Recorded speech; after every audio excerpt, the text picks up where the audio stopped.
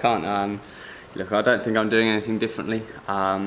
It's just rewards. I think sometimes, you put in all the hard yards and then you get your little rewards like I've had this week. So it's important to enjoy them when you get them, but remember, there's a lot of hard work still to come in this game and in other games. It was a different Australian attack. I mean, 2 new fast bowlers in this Test match. Did it feel any different, and do you think the bowling attack got demoralised at all while they did that? Yeah, look, I'd never faced Doug and Ryan Harris before. Obviously it was excellent conditions to bat in today. They ran in very hard, for all day, and it's excellent conditions to bat in 37 degrees on a very good wicket. So it's important that we made the most of what our bowlers did yesterday, which was a fantastic effort on that wicket to dismiss them for 240. I know Australia didn't manage to win that first Test when they had a big lead, but you must feel as a team extremely confident winning this match from this position. Yeah, we're in a really good position now, but we're only 40% of the game, day 2, so there's a lot of cricket left. As we showed last week, you can fight back. So it's important that we keep batting tomorrow, get through that first half hour, and really focus on getting a really big score.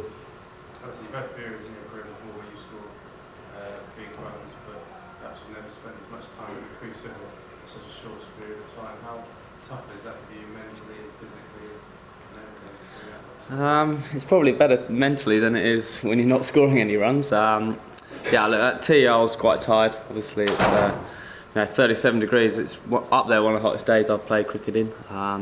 But you got to, as Gucci said, you got to cash in when you're in this kind of form. And at tee, he's like, don't give it away. So there's no chance of doing that. But yeah, it was physically quite hard, obviously, from what happened from last week. Were you showering ice baths or anything like that in between? No, I'm quite lucky. I don't really sweat that much. So, as you say, I wore one pair of gloves all day while Kev was changing them every other over. So, I'm kind of almost built in one way that I don't get too hot and don't really sweat. So it's all right. Are you doing anything to keep yourself going, like food or drink or anything, fluids? No, not really. Just obviously drinks, breaks. It's very much when you get in this rhythm of batting, it's trying to do everything similar, not trying to break that rhythm, just honestly focusing on what's ahead and not what's gone, and focusing on next ball and getting through that little 20-minute period. What's the body language like of the Aussies as the day went on? Yeah, I mean, obviously it's it was very tough conditions to bowl in today. A very good wicket, and it was very hot, and it was important that we made the most of that. Is the scoring more significant because the Aussie sleepers made drastic changes to their pace attack, but the result's pretty much exactly the same as it was in cricket? Not really. I mean, it's just a really good day for us, really. We talked about, obviously after backing up the bowlers, what they did such a good job yesterday to dismiss them for 245, and then really make the most of it and trying to seize our opportunity. And we've done that well today. Obviously tomorrow's a new day and we've got to get through that first half an hour, 40 minutes with that new ball, and then try and get a really big total.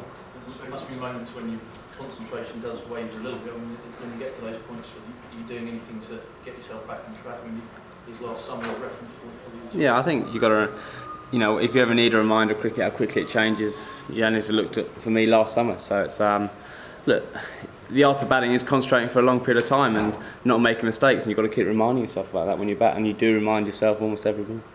So some of the hardest yards you put in recently, I guess, were on the Tour of Bangladesh back in March, and hot conditions, tough, low pitch. I mean, I guess you wouldn't have thought that would be great preparation for an Ashes series, but how helpful would it be? Yeah, I mean, we've toured some hot places, but today I was up there, one of the hottest days I've played cricket in.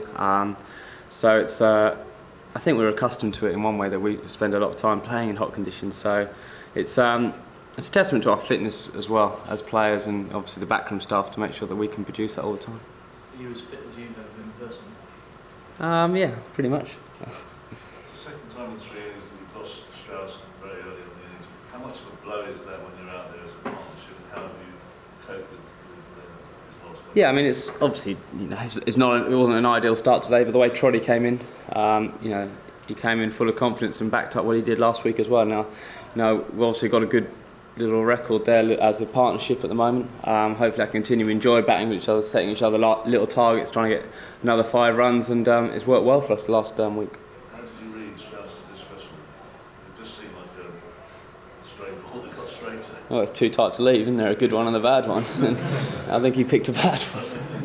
Alastair, after I think you and Jonathan put together 500,